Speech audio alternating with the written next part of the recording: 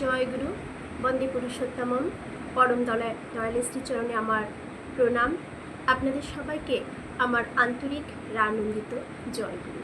সবার মঙ্গল প্রার্থনা করি দয়াল শ্রীচরণে। সবাই খুব ভালো থাকুন, সুস্থ থাকুন, এই প্রার্থনা।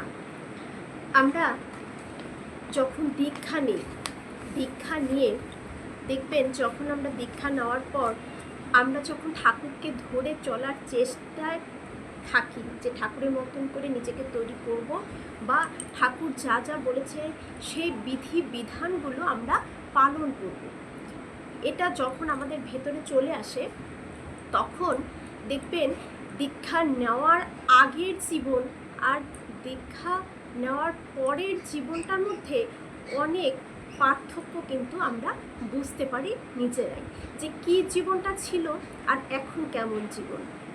তখনও জীবনে আনন্দ করেছি, এখনও জীবনে আনন্দ করছি, কিন্তু দুটোর ভাব দুরকম। মনটাই একদমই মনে হয় অন্যরকম পর্যায়ে চলে যায়। যেমন কেউ হয়তো আমার ক্ষতি করছে, হয়তো ভেতরে তার জন্য একটা ক্ষোভের সামান্যতম সৃষ্টি হতে হতেই সেটাকে আমরা কি করতে পারি, নিয়ন্ত্রণ করতে পারি, যেটা নামের মধ্য দিয়ে হয়। সেটাকে নিয়ন্ত্রণ করে দিয়ে তখন মনের মধ্যে একটাই প্রয়াস জাগে, কে ক্ষতি করছে করুক, আমি তো কারো ক্ষতি করছি না, এই ভাবনাটা কিন্তু চলে আসে। তাই দেখবেন তখন এর মধ্যে একটা আনন্দ অনুভব করা যায়। তাই আচার্যদেব এই যে আমরা নাম ধ্যান করি, যেটা আজকের মেন বিষয় ইষ্ট প্রসঙ্গের, যে আমরা যে নাম ধ্যান করি, আমরা তো শুধু নাম ধ্যান করতে বসি, ঠাকুরের চক্র ফটো নিয়ে বসি, বা ঠাকুরের যে কোনো ঠাকুরের ছবি, যে কোনো মূর্ত বিগ্রহকে সামনে আমরা ভাসিয়ে নিয়ে আমরা ধ্যানটা করি। এখন নাম করে যাচ্ছি, কিন্তু নামের সময়ও যে আবার কিছু বলতে হয় ঠাকুরকে, এটা তো জানা নেই। আমরা কত কিছুই জানি না, আমাদের জানিয়ে কে দিচ্ছেন? আচার্যদেব। তাই তো ঠাকুর রেখে গেলেন আচার্য পরম্পরা। আচার্য পরম্পরার মধ্য দিয়ে আমরা কত কিছুই অজানাকে জানতে পারছি। তিনি সঠিকভাবে আমাদের ঠাকুরের সাথে কিভাবে যুক্ত হলে বা ঠাকুরকে কিভাবে অনুভব করতে পারবো, উপলব্ধি করতে পারবো, এই নামের মধ্য দিয়ে আমরা আরও কতটা সুন্দর হয়ে উঠতে পারবো, তাই তিনি কিন্তু সর্বদা বলে যাচ্ছেন সকলকে। প্রতি ক্ষণে ক্ষণে এত হাজারো হাজারো যে নিবেদন হচ্ছে আচার্যদেবের সামনে, তখন আচার্যদেব এই বার্তাগুলো দিচ্ছেন। এটা এবারে যে ঋত্বিক সম্মেলন হয়েছে, সেখানে আচার্যদেব এই কথাটা বলেছেন, সেটাই আজকে বলছি, যে নাম করার সময় ঠাকুরকে কি বলতে হয়। মানুষ যখন দীক্ষা নেয়, তখন সে তার আগের জীবনশৈলীকে পরিবর্তন করতে চেষ্টা করে। গুরু সান্নিধ্যে এসে সে নিজের সৎ গুণগুলিকে বাড়িয়ে তোলার জন্য প্রয়াসশীল হয়। গুরুর অপ্রিয় যা কিছু তা আগে পছন্দের ছিল, যা আগে আমাদের এখন আমরা ঠাকুরকে ধরে আমার ঠাকুরের যেটা পছন্দের অপছন্দের দেখা যাচ্ছে, সেটাই আমাদের একটা সময় সেটাই ছিল পছন্দের। সেটাকেও আমরা একে একে করে জীবন থেকে ত্যাগ করে কিন্তু দিতে পারি। আগে আমার খুব পছন্দের ছিল, কিন্তু আমি যখন ঠাকুরকে নিয়ে চলা শুরু করলাম, দেখলাম যে আমার ওই চলনটা, ওই ধরনটা ঠাকুরের অপ্রিয়, তাই আমরা সেটাকে কিন্তু ত্যাগ করার চেষ্টা করে থাকি। কিন্তু সবগুলিকে পারে না, চেষ্টা করে কিন্তু সবগুলিকে পারে না। আচার্যদেব বলেন কিছু কিছু অভ্যাস থেকে যায়, পুরনো অভ্যাস তার রয়ে যায়। অথচ জমি থেকে আগাছার দল সাফ না করে শস্য ফলানোর জন্য সার জল দিতে থাকলে সেই অবাঞ্ছিত আগাছাগুলিও যেমন সার জল পেয়ে বেড়ে উঠবে, তেমনি আমরা যদি, যেমন আমরা খেতে দেখব যখন চাষ হয়, সেখানে অনেক আগাছা জন্মায়। কিছু কিছু আগাছা পরিষ্কার করা হলো, কিছু কিছু রয়েই গেল। যখন জল সার ওই জমিতে পড়বে তখন কিন্তু ওই আগাছাগুলো আরও ফনফনিয়ে উঠবে, আরও সুন্দর হয়ে উঠবে। ঠিক তেমনই আচার্যদেব বললেন, আমরা যদি আমাদের এই কাম ক্রোধের প্রবৃত্তিগুলিকে ভিতরে পুষে রেখে গুরুর কাছে যাই, তাহলে সদ্গুণের সঙ্গে সঙ্গে আমাদের সেই লুকানো অবগুণগুলিও কিন্তু পুষ্টি পেয়ে বেড়ে উঠবে অগোচরেই। এখন আমরা গুরুর সান্নিধ্যে আমার ভেতরে ওই কাম ক্রোধের যে প্রবৃত্তিগুলো রয়েছে সেইগুলো ভেতরেই চাপা রেখে দিয়েছি, মানে ওইগুলো কাজে আমরা ঠিকই লাগাচ্ছি। তখন সেইগুলোকে নিয়ে যখন আমি আমার গুরুর সান্নিধ্যে যাব, ঠাকুরের মতন হয়ে ওঠার চেষ্টা করব, তখন ওই যে পুষ্টিটা, ওই সার জলের মতন যে পুষ্টিটা আমার ভেতরে সদ্গুণগুলোর ভেতর দিয়ে, ওই ভেতরে যে আমার অবগুণগুলো রয়েছে সেগুলো আরও পুষ্টি পেয়ে যাবে, আরও সেগুলো বেড়ে উঠবে কিন্তু অগোচরেই। তাই এদিকে কিন্তু আমাদের খুব সাবধান। মানুষের চলন তার পরিমণ্ডলকে প্রবাহিত করে। সূর্য উঠলে যেমন চোখে তার আলো এসে পড়ে, গায়ে তাপ লাগে, তেমনি ঠাকুরের সঙ্গে চলতে চলতে তার কিছু না কিছু প্রভাব ব্যক্তির মধ্য দিয়েও পরিবেশে ছড়িয়ে পড়ে। যেমন সূর্য উঠলে সূর্যের আলোটা আমাদের চোখে পড়ে, তাপটা আমাদের গায়ে লাগে, ঠিক তেমনই আচার্যদেব বললেন যে ঠাকুরের সঙ্গে যখন আমরা ইষ্ট কাজে বা ইষ্টকে নিয়ে চলতে চলতে তার কিছু না কিছু প্রভাব কিন্তু ওই ব্যক্তির মধ্যে পড়বেই, ছড়িয়ে পড়বেই।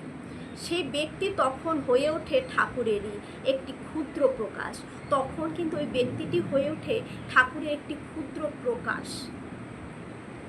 আর সেই প্রকাশ দেখে চারপাশের লোকজন বলে এই মানুষটাকে ভরসা করা যায়।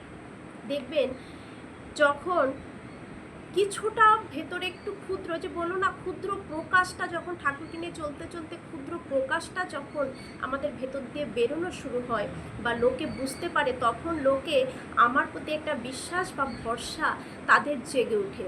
তখন কিন্তু তারা বলতে পারে যে এর উপরে আমরা একটু বিশ্বাস বা ভরসাটা করতে পারি, একে দিয়ে ঠাকুরের কাজ হবে। তখন ঠাকুরের দরবারে কর্মী হিসেবে মনোনয়নের জন্য সকলে তার নামে সম্মতি জানায়। সেই ব্যক্তির পাঞ্জাপ্রাপ্তি হয়। এই পাঞ্জা প্রদানের সময় সেই কর্মীর প্রতি ঠাকুরের একটা আশা থাকে যে সে তারই প্রকাশ বহন করে এগিয়ে চলবে। যখন কেউ পাঞ্জা প্রাপ্ত হয় তখন ঠাকুরের তার প্রতি একটা ইচ্ছা থাকে যে তার ঠাকুরের ইচ্ছাগুলো প্রকাশ করার জন্যই তিনি সেইভাবে বহন করে নিয়ে চলবে জীবনে। কিন্তু ওই যে পুরনো আগাছার ঝোপ, ওই যে ভেতরে পুরনো কাম ক্রোধের আগাছা ঝোপকে লুকিয়ে রেখেছে, সেই আগাছার মধ্যেই তখন লতিয়ে ওঠে অহংকার।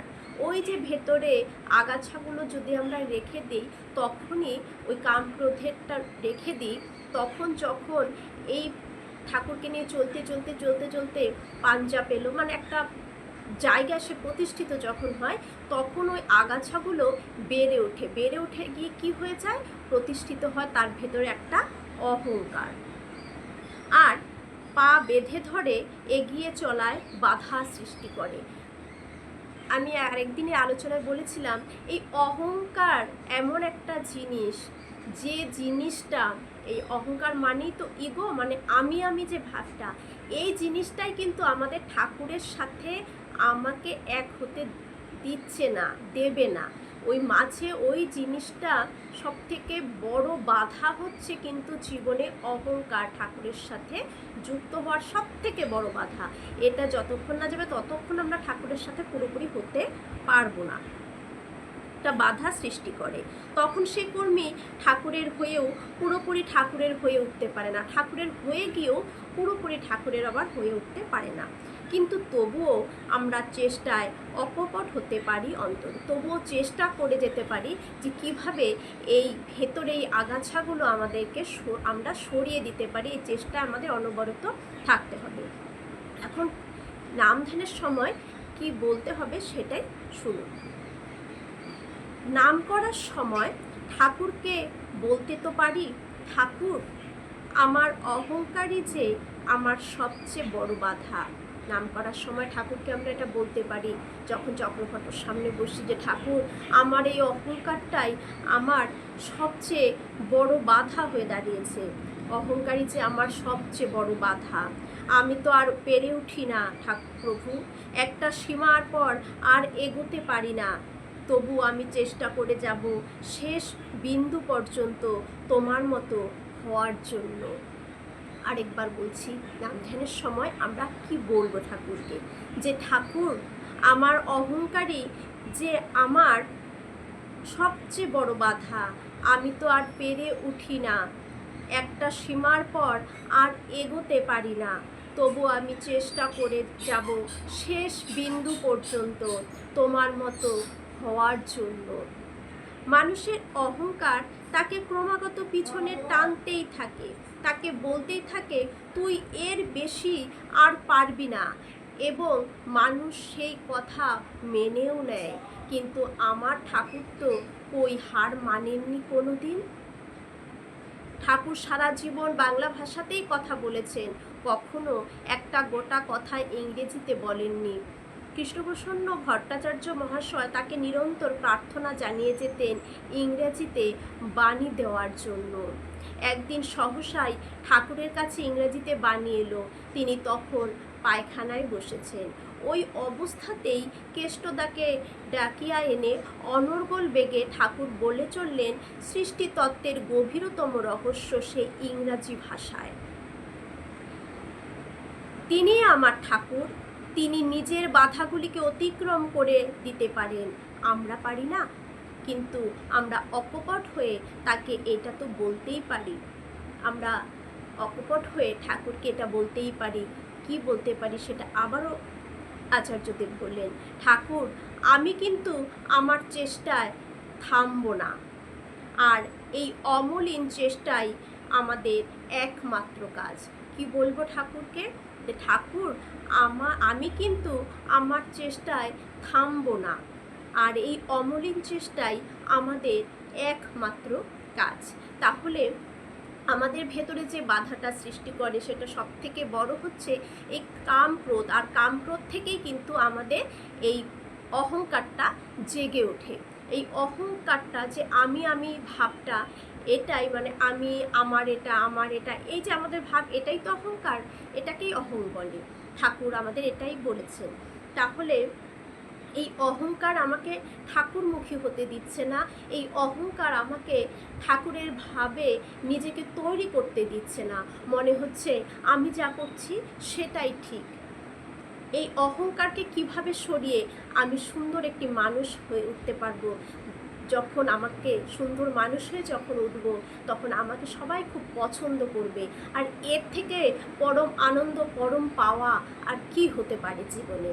তাই নাম ধ্যানের সময় ঠাকুরকে আমরা এটা বলবো, আরেকবার বলে দিচ্ছি, ঠাকুর আমার অহংকারই যে আমার সবচেয়ে বড় বাধা। আমি তো আর পেরে উঠি না, একটা সীমার পর আর এগোতে পারি না। তবু আমি চেষ্টা করে যাব শেষ বিন্দু পর্যন্ত তোমার মতো হওয়ার জন্য। ঠাকুর আমি কিন্তু আমার চেষ্টায় থামব না, আর এই অমলিন চেষ্টাই আমার একমাত্র পথ। তাহলে আমরা ঠাকুরকে এই কথাটা যদি রোজ বলতে থাকি, বলতে বলতে বলতে বলতেই কিন্তু আমরা আমাদের ভেতরে এই যে আগাছাটা, যে কাম ক্রোধের যে আগাছাগুলো জন্মে ভেতরে সুপ্ত থাকে, সেগুলো বিনষ্ট হতে থাকবে। আমরা একটা সুন্দর মানুষে তৈরি হতে পারবো। এটা এ মাসের আলোচনা, মাসিক আলোচনা পত্রিকা থেকে নেওয়া। জয়।